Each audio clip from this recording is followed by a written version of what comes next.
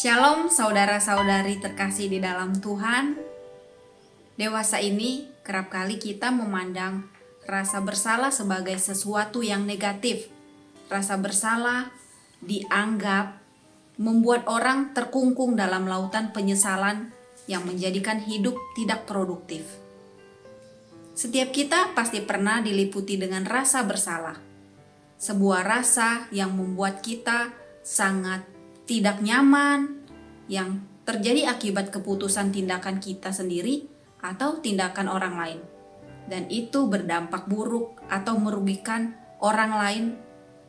Rasa bersalah melekat dengan penghakiman, sedangkan Allah memberikan ruang pada kasih karunia. Hari ini kita akan mencoba melihat dari perspektif yang baru, yaitu rasa bersalah sebagai sebuah kasih karunia.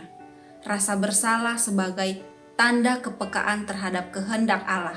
Itulah tema renungan kita hari ini, karunia rasa bersalah. Kita akan belajar dari Imam Ezra, seorang imam di Israel pasca bangsa pilihan Allah itu keluar dari negeri pembuangan di Babel. Pada waktu itu, Ezra mengalami perasaan bersalah kepada Allah, mengingat apa yang diperbuat oleh bangsanya. Ezra berkata kepada Allah dalam kitab Ezra 9 ayat 6, "Dan kataku, ya Allahku, aku malu dan mendapat celah, sehingga tidak berani menenggadahkan mukaku kepadamu, ya Allahku, karena dosa kami telah menumpuk mengatasi kepala kami, dan kesalahan kami telah membubung ke langit." Saudaraku, mengapa Imam Ezra sampai berkata demikian kepada Allah?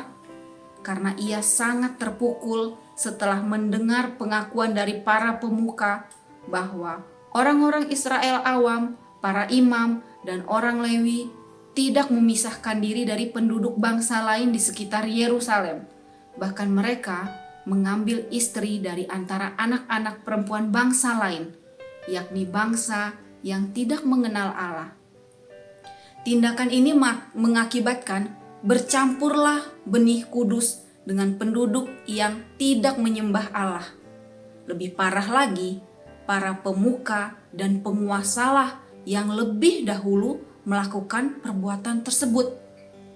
Kegundahan hati Ezra diekspresikan dengan ia mengoyakkan bajunya dan jubahnya, serta mencabut rambut kepalanya dan janggutnya.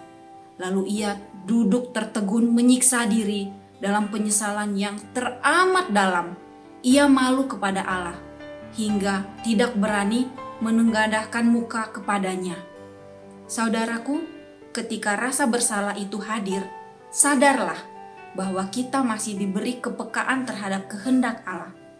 Filipiansi berkata, rasa bersalah itu adalah sebuah tanda, layaknya bunyi alarm yang mendandakan adanya bahaya. Ada yang tidak beres dan perlu dibenahi.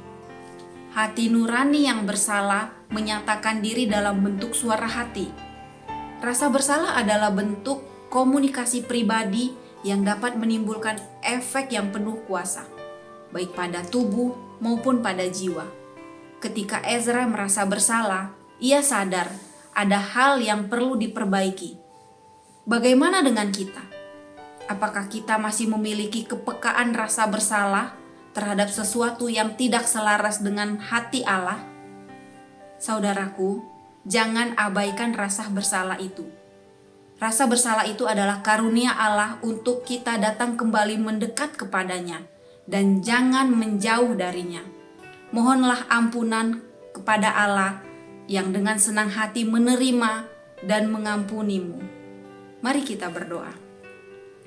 Tuhan Yesus yang baik, terima kasih untuk firman-Mu yang mengingatkan kami Tuhan, bahwa Roh Kudus-Mu yang terus mengingatkan kami sehingga kami diberikan kepekaan ketika kami melakukan hal yang tidak berkenan kepadamu.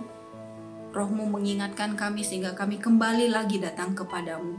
Tuhan, mampukan kami untuk kami bisa berjalan seturut dengan apa yang Tuhan mau untuk kami kerjakan. Berkatilah Tuhan kami sekalian. Dalam nama Yesus kami berdoa. Amin.